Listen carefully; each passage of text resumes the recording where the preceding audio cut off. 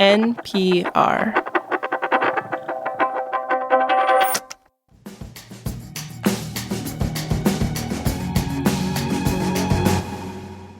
Waylon, I hate to tell you, but we have a new competitor. Ugh, don't tell me there's another short-form nerdy business podcast out there. Even more concerning.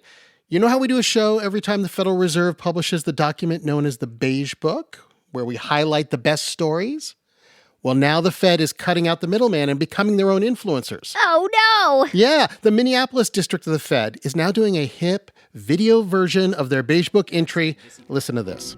Our surveys for the latest Beige Book show hiring demand this week, and more firms are seeing their headcount shrink than grow. There's bad news. We even have that jaunty piano music like the Serial podcast. Are we toast?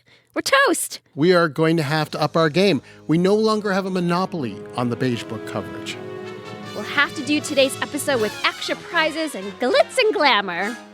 It's the Beige Awards, our 8 times a year salute to the art and science of telling stories about the economy. I'm Robert Smith. And I'm Waylon Wong. And how's this for glamorous? Today on the show, we are taking our listeners on an all-expenses-paid vacation to Hawaii. Technically, we're bringing your ears to Hawaii, rest of your body not included. The Beige Book highlights an economic mystery in the state. Unemployment is low, they have a huge demand for workers, and yet some parts of the economy are not in great shape. Trouble, as they say, in paradise. It's always good to remind everyone how this award show works. There are 12 regional banks in the Federal Reserve System. Each one studies their local economy and brings back little stories of what they see. They publish them in the document known as the Beige Book, and we give awards to the best stories. Our runner-up this time is the Minneapolis Fed, not just for their new video version of the Beige Book that we talked about at the beginning. We welcome the competition. We do, despite the mean thing I said about them earlier. The Minneapolis Fed had the best quote to prepare for 2026. Robert? So the Minneapolis Fed was talking about the weak labor market, and they talked to a contact in hiring who said, quote, more businesses were using temporary or contract workers to stay flexible in uncertain times. And we should note they're referring to economic uncertainty and not all the other uncertainty in the country right now. Good point. And now time for the main award. The Beige goes to the San Francisco Fed. Coming to the stage is, getting a note here, San Francisco didn't make the ceremony. Huh. Didn't think they were going to win, huh? Guess not. We do have a backup plan, though, for when regional Federal Reserve banks are apparently too busy to accept the Beige. We give it to a notable resident of the district to hold. And since the winning anecdote involves Hawaii, we're going to the islands, Waylon. Ooh, we need a Hawaiian hero. You know, I Googled that phrase, Hawaiian hero, and I came up with an organization called U-Hero. It stands for the University of Hawaii Economic Research Organization. Ah, so you're an economic hero. That's the goal. Carl Bonham runs U-Hero and is a professor at the University of Hawaii. I feel like we're doing this interview solely because it is so cold in most of the U.S. right now. We just want to be transported to warmer climes. It's Arctic here, too, by our standards. I think in my bedroom right now, it's about 71 degrees, which is quite chilly and very windy. Oh, nobody wants to hear that, Carl. 71 degrees. We're calling you up so that you can accept the Beige Award on behalf of the San Francisco Fed. Absolutely. Be my pleasure. And the winning entry grabs our attention because it was so unusual. It reads, in Hawaii, labor shortages impacted the harvest for macadamia nuts and coffee. And I did a little bit of research, and it's not just in agriculture. The unemployment rate for the state of Hawaii is just 2.2%. People are desperate for workers in farming, sure, but also in tourism jobs and construction. What exactly is the issue, Carl, with hiring workers there? We're all the way out here in the Pacific. When the economy starts adding jobs, workers aren't going to suddenly jump on a plane and flood our markets, right? It's much more complicated. Labor's not as mobile. You could ask just about any business person in the state, and they'll tell you that one of their biggest challenges is finding skilled workers.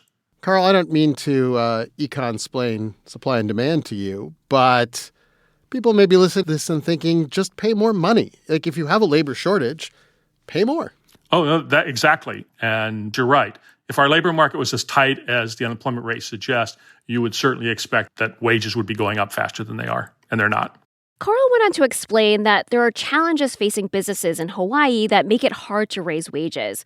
Rising costs from inflation, tariffs, insurance rates going up, and Hawaii is seeing its tourism industry struggle. People are still coming to the beaches of Waikiki, but they're spending less compared to previous decades. Maybe they're staying in a hotel, but they're not doing the $300 beach luau with hula lessons. Particularly when you've done it several times, right? Or you've done the sunset, the sunset catamaran cruise or the whale cruise. The winning Beige Book entry specifically mentioned the challenges of getting workers on macadamia nut farms. So we decided to call up someone who runs one. Jeff Clark is the president of Hamakua Macadamia Nut Company, although he calls them MacNuts. MacNuts, I love it. If I kept saying macadamia all day, we don't have time for all those syllables.